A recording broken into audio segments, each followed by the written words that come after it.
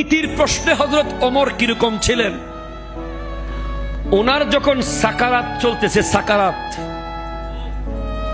ওনাকে যখন জালিম ছুরি মেরে দিয়েছে, বিষ মিশানো ছুরি, উনি যখন সাকারাতে, তখন একজন যুবক এসে হযরত ওমর ফারুক আজমকে বলে, হুজুর আমি আপনাকে দেখতে আসছি, আমি আপনার জন্য দোয়া করতে আসছি।